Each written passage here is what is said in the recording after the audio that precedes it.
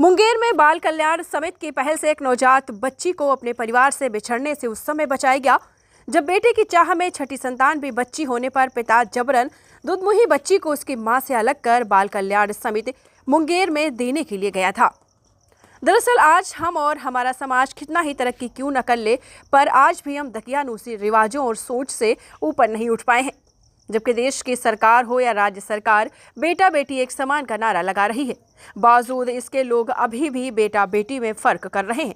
ऐसे ही एक मामला मुंगेर जिला से सामने आया, जहां माधोपुर वार्ड नंबर 17 के निवासी स्वर्गीय दीप नारायण के पुत्र संजय कुमार, जो आईटीसी कंपनी में ठेकेदार के अंडर में दैनिक मजदूरी पर कार्य करते हैं, इनकी पत्नी मनीषा को 1 दिसंबर को मुंगेर सदर अस्पताल में नॉर्मल डिलीवरी से छठी संतान भी पुत्री होने से चिढ़ गए और अपनी दुधमुही बच्ची को जबरन उसकी मां से अलग कर मुंगेर के बबुआ घाट रोड स्थित बाल कल्याण समिति मुंगेर में देने के लिए चले गए।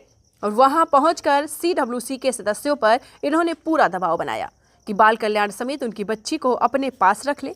वहीं उस समय बच्ची का मामा पवन कुमार भी अपने जीजा संजय के साथ थे और इस बात की सूचना सीडब्ल्यूसी के सदस्यों ने अपने नोडल अधिकारी रेखा कुमारी को दी।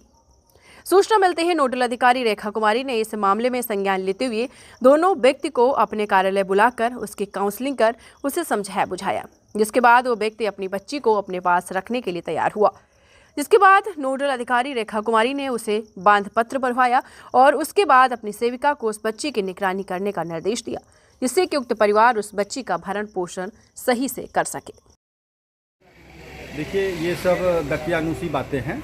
बेटी और बेटा में कोई फर्क नहीं है। ये जो अभी मामला आया है, उसे पता चला कि पहले से ही उसको 5 बेटियां थीं और वो यह सोच करके चाह रहे थे कि उसको इस बार बेटा होगा और संजोग से उसको फिर इस बार बेटी भी हो गई। तो इस तरह से वो अपने आप में वो अनकम्फर्ट महसूस कर रहे हैं कि मुझे बेटा होना चाहिए, क्योंकि उसकी प्राप्ति थी, औलाद, उसको बेटा चाहिए था। और यदि बेटी हो गई तो उसकी मायूसियत जो है, उसको इस बात के लिए संतोष करना चाहिए था कि अब इस समाज में बेटा और बेटी में कोई फर्क नहीं रह गया है। अभी हाल के दिनों में आपके चैनल के माध्यम से मुंगेर में राखी मुखर्जी एक बेटी थी, बेटा के रहते हुए उसने अपने पिता को मुखाग्नि दी। इससे बड़ी बात क्या हो सकती है? राकेश जी, सवाल यहाँ सिस्टम का, सरकार इतनी योजनाएं चला रही है लड़कियों को लेकर के, बच्चियों को लेकर करके, लेकिन बावजूद इस तरह का मामला आ रहा है। देखिए, फेरिस्ट है सरकार का, तो बेटी के ऊपर एक फेरिस्ट है।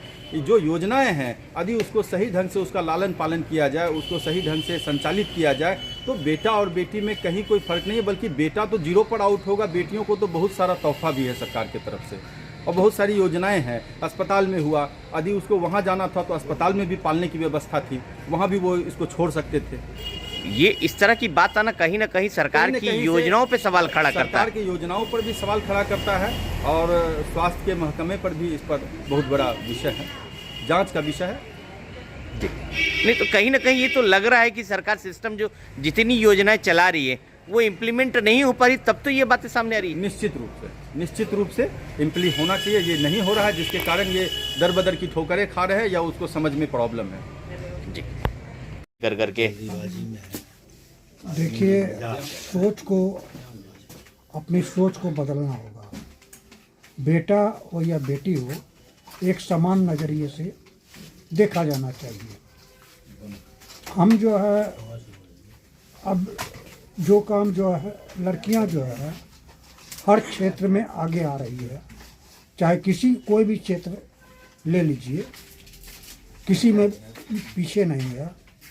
तो वैसे लोग अब बच्चे का जन्म हुआ, लगातार बेटी का जन्म हुआ और समाज का जो नज़रिया है या लोगों का सोचने का नज़रिया है वो गलत है, उसमें सुधार होना चाहिए।